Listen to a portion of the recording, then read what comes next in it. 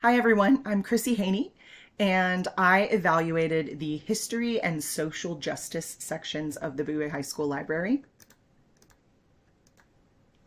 So I used the crew method that I learned about from our textbook, specifically the musty and worst acronyms, which I love. And I loved using this, and I look forward to using it in my own library someday. I did a combo of online and in-person searches.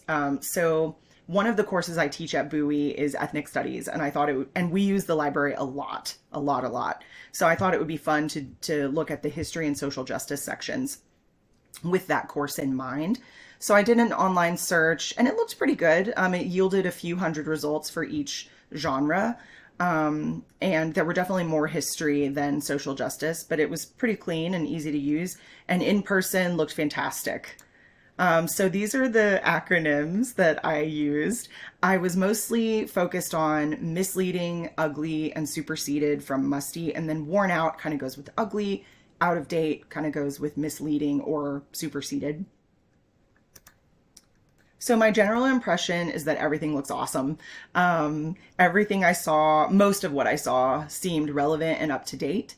And the sections are well organized and very well curated by Miss Walker Leone, my mentor librarian. So what needs to be removed? I found a book called She's a Rebel, The History of Women in Rock and Roll. It's lovely, but it's very worn. It's a paperback.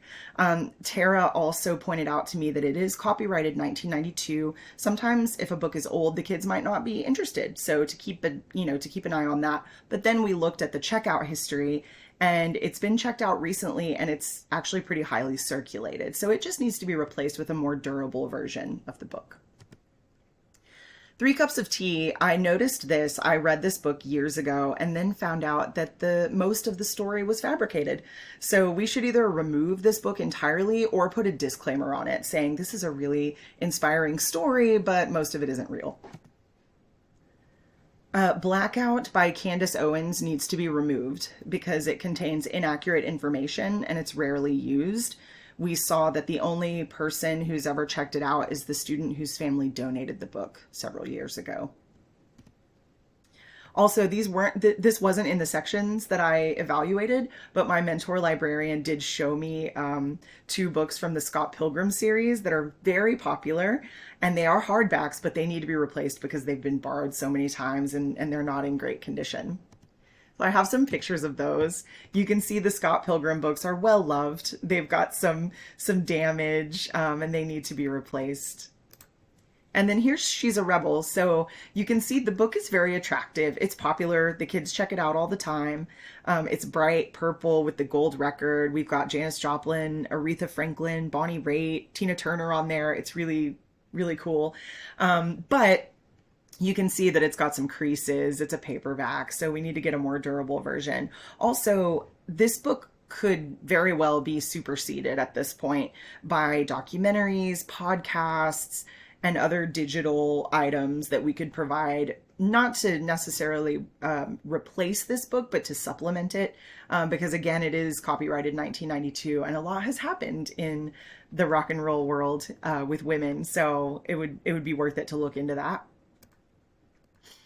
Is our library effectively weeded?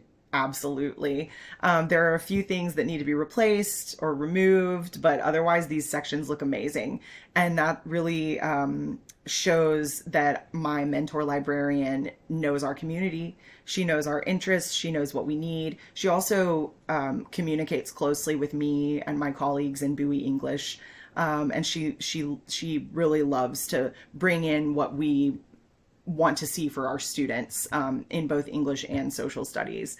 So I was very impressed. I had a lot of fun evaluating these sections, and I look forward to doing it as a librarian down the road. Thank you so much for watching. I hope you learned something today.